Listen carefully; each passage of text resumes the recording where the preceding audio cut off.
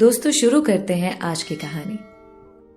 ایک چھوٹے سے گاؤں میں شبنم نامی لڑکی اپنے بوڑھے ماں باپ کے ساتھ رہتی تھی۔ شبنم بہت خوبصورت تھی۔ پورے گاؤں میں اس جیسی خوبصورت لڑکی نہیں تھی۔ شبنم کا باپ کھیتوں کا کام کرتا تھا۔ گاؤں میں ایک چھوٹا سا پرائمری اسکول تھا اور ایک ڈسپینسری تھی۔ ڈسپینسری میں اچھی طرح علاج نہیں ہوتا تھا، پر گاؤں کے لوگ اور کر بھی کیا سکتے تھے۔ ایک دن ایک نیا ڈاکٹر آ گیا جو جوان اور خوبصورت تھا۔ پورے گاؤں میں یہ بات پھیل گئی کہ نیا ڈاکٹر آیا ہے جو ہر طرح کے علاج میں کافی مہارت رکھتا ہے اور اخلاق بھی بہت اچھا ہے۔ ایک رات شبنم کو بہت تیز بخار ہوا۔ صبح ہوتے ہی اس کا باپ شبنم کو ڈسپینسری لے گیا۔ ڈاکٹر نے جب شبنم کو دیکھا تو دیکھتا ہی رہ گیا۔ شبنم تھی بھی بہت خوبصورت۔ ڈاکٹر نے اس کا بخار چیک کرنے کے لیے اس کا ہاتھ پکڑا اور دھیرے دھیرے دبانے لگا۔ شبنم کو احساس ہوا کہ ڈاکٹر کی نیت ٹھیک نہیں ہے۔ اس نے فوراً اپنا ہاتھ کھینچ لیا۔ ڈاکٹر بھی سمجھ گیا کہ لڑکی خوبصورتی کے ساتھ ساتھ بہت ذہین بھی ہے، تھوڑا وقت لگے گا۔ ڈاکٹر نے شبنم کو دھیرے سے کہا، آپ کو برا لگا؟ معافی چاہتا ہوں۔ شبنم خاموش رہی۔ ڈاکٹر کی جان میں جان آئی کہ یہ شور مچانے والوں میں سے نہیں ہے۔ ڈاکٹر نے کچھ میڈیسن دی۔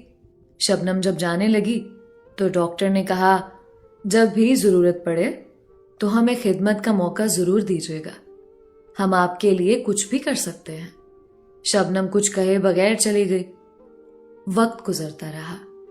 شبنم کے باپ نے شبنم کی شادی ایک امیر ذمہ دار چاچا بخشو سے طے کر دی، جس کی عمر 60 سال سے تجاوز کر چکی تھی۔ شبنم پر تو جیسے قیامت آ گئی، کیونکہ شبنم سجاول سے پیار کرتی تھی۔ سجاول گاؤں کے ایک غریب موچی کا بیٹا تھا۔ شبنم پوری رات روئی۔ رات کے آخری پہر میں اس کو ڈاکٹر کا وہ جملہ یاد آیا، میں آپ کے لیے کچھ بھی کر سکتا ہوں۔ بس اسے امید کی کرن نظر آئی۔ صبح ہوتے ہی وہ بیماری کا بہانہ بنا کر ڈسپینسری چلی گئی۔ شبنم جب ڈسپینسری پہنچی تو ڈسپینسری میں کافی بھیڑ تھی۔ شبنم نے انتظار کرنا مناسب سمجھا۔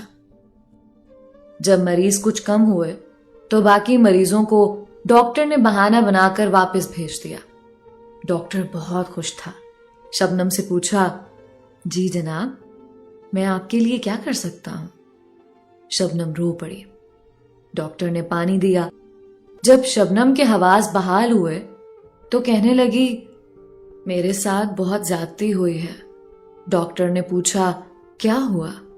شبنم نے کہا کہ میری شادی ایک بوڑھے شخص سے کی جا رہی ہے جو کہ میرے باپ کی عمر کا ہے، پلیز آپ کچھ کیجیے۔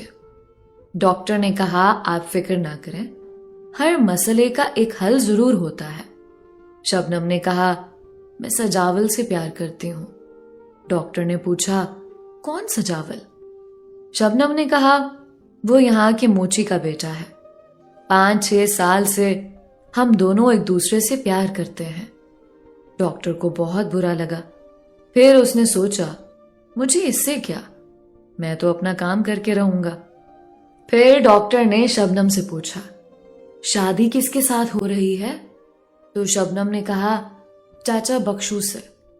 ڈاکٹر نے کہا، اس کا تو آسان حل ہے میرے پاس۔ شبنم خوشی سے ڈاکٹر کو دیکھنے لگی۔ ڈاکٹر نے کہا، چاچا بخش علاج کے لیے میرے پاس آتا ہے۔ وہ ہائی بلڈ پریشر اور شوگر کا مریض ہے۔ بس مجھے دوائیوں میں کچھ ادلا بدلی کرنی ہے، وہ زیادہ دن نہیں جیے گا۔ شبنم تشکر آمیز نگاہوں سے ڈاکٹر کو دیکھنے لگی۔ ڈاکٹر کے چہرے پہ ایک شیطانی مسکراہٹ آ گئی اور کہا، اس میں میرا کیا فائدہ؟ شبنم نے کہا، کام ہو جانے پر میں آپ کا کام کر لوں گی، اور ڈاکٹر سے وعدہ کر کے چلی گئی۔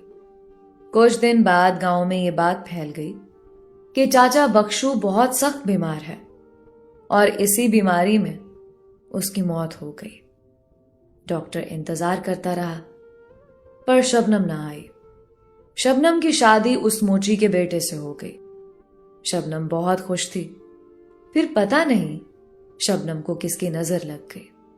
موچی کا بیٹا جس کا نام سجاول تھا بہت بیمار ہوا۔ لوگوں نے موچی کو مشورہ دیا کہ شہر والا ڈاکٹر ڈسپینسری میں ہے جو کہ بہت اچھا علاج کرتا ہے، آپ انہیں اس کے پاس لے جائیں۔ موچی نے اپنے بیٹے کو ڈسپینسری والے ڈاکٹر کے پاس لے جانے کے لیے کہا۔ شبنم کو جب پتا چلا تو اس کے رونگٹے کھڑے ہو گئے۔ شبنم نے کہا، نہیں، کسی اور ڈاکٹر کے پاس اس کو لے جانا پڑے گا۔ موچی نے شبنم کو ڈانٹا، پورا گاؤں ڈاکٹر سے بہت متاثر ہے اور تم کہہ رہی ہو کہ یہ ڈاکٹر صحیح نہیں ہے۔ شبنم خاموش ہو گئی، پھر کچھ دیر بعد کہا، ٹھیک ہے، پر میں بھی آپ کے ساتھ چلوں گی۔ تینوں ڈسپینسری روانہ ہو گئے۔ ڈاکٹر نے جب شبنم کو دیکھا تو آنکھوں میں شکوہ کیا۔ شبنم کو بھی اپنا وعدہ یاد آ گیا۔ ڈاکٹر نے موچی کو دوائی لینے باہر بھیج دیا۔ سجاول اپنی تکلیف میں تھا، اس کی آنکھیں بند تھیں۔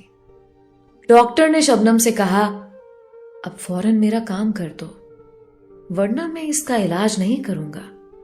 شبنم رونے کے انداز میں ہاتھ جوڑ کر معافی مانگنے لگی، خدا کے لیے میرے شوہر کو بچاؤ، آج موقع نہیں ہے، 2-3 دن بعد میں ضرور آ جاؤں گی۔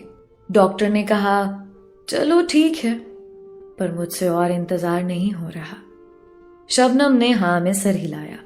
اس دوران موچی دوائیاں لے کر آ گیا۔ ڈاکٹر نے کچھ انجیکشن لگائے اور کچھ ضروری ادویات دے کر شبنم سے کہا، پرہیز کا خیال کرنا۔ شبنم سمجھ گئی۔ وہ تینوں گھر چلے گئے۔ سجاول پہلے دن سے کافی بہتر محسوس کرنے لگا۔ شبنم بھی اپنا کیا ہوا وعدہ بھول گئی۔ کچھ عرصے بعد پورے گاؤں میں ہیضہ کا مرض پھوٹ پڑا۔ شبنم کو جس بات کا ڈر تھا وہی ہوا۔ سجاول بھی ہیضے کی زد میں آ گیا۔ موچی نے سجاول کو ڈاکٹر کے پاس لے جانے کے لیے کہا۔ اس بار شبنم کے اوسان خطا ہو گئے۔ شبنم نے پوری کوشش کی ڈسپینسری نہ جانے کی، پر اور کوئی آپشن نہیں تھا۔ موچی نے بہت غصے میں شبنم سے کہا، تم میری ماں مت بنو، جو بھی ڈاکٹر کے پاس گیا ہے وہ ٹھیک ہو چکا ہے، پتہ نہیں تمہارا دماغ خراب ہوا ہے کہ کیا مسئلہ ہے۔ شبنم خاموش ہو گئی اور پھر کہا، چلو ٹھیک ہے، میں بھی تم لوگوں کے ساتھ چلتی ہوں۔ ڈاکٹر کو ہیضے کے بارے میں پتا چلا تھا۔ وہ شبنم کا بے چینی سے انتظار کر رہا تھا۔ شبنم جب پہنچی تو ڈاکٹر کی آنکھوں میں غصہ اور شکوہ محسوس کیا۔ ڈاکٹر نے جلد مریضوں کو رخصت کیا اور سجاول کو لٹایا جو کہ بے ہوش پڑا تھا، اور موچی کو جان بوجھ کر ڈرپ اور دوائیاں لینے کے لیے کافی دور بھیجا۔ شبنم ڈر کی وجہ سے سہمی ہوئی کھڑی تھی، ماتھے پر بار بار پسینہ آ رہا تھا۔ ڈاکٹر بولا، اب آیا نا اونٹ پہاڑ کے نیچے۔ شبنم زمین کو دیکھ رہی تھی۔ ڈاکٹر اس موقع سے پوری طرح فائدہ اٹھانا جانتا تھا۔ مسئلہ کافی گمبھیر ہے، اس کی جان بھی جا سکتی ہے، ڈاکٹر نے فاتحانہ انداز سے کہا۔ شبنم کو اب سارے راستے بند دکھائی دیے، پھر بھی کوشش کی، ڈاکٹر صاحب 3 دن بعد میں آؤں گی، پکا؟ ڈاکٹر بولا، نہیں، اب میں اتنا بھی بے وقوف نہیں ہوں۔ شبنم کو کچھ سمجھ نہیں آ رہا تھا کہ کیا کروں۔ اس نے ایک اور پینترا آزمایا، اگر سجاول کو کچھ ہوا تو پورے گاؤں کو چیخ چیخ کے بتا دوں گی کہ بخشو کو تم نے مارا ہے۔ ڈاکٹر کے ہونٹوں پہ ایک شیطانی مسکراہٹ پھیل گئی۔ پورے گاؤں کو پتا ہے کہ بخشو بیمار تھا، اس لیے کچھ دن پہلے اس نے وصیت بھی لکھوائی تھی، اور اگر وہ بیمار ہوتا بھی نہیں تو تمہیں پورے گاؤں کو وجہ بھی بتانی ہوگی۔ شبنم بولی، ڈاکٹر تو مسیحا ہوتا ہے، تم کیسے ڈاکٹر ہو؟ डॉक्टर बोला, औरत जात भी बहुत नरम दिल होती है। तुम कैसी औरत हो? अपने प्यार के लिए एक बेगुनाह शख्स को कब्र में धकेल दिया। अब फैसला जल्दी करो, मोची आता ही होगा। मैं अंदर जा रहा हूं, चाहो तो सजावल के इलाज में मेरी मदद करो, नहीं तो कुछ भी हो सकता है।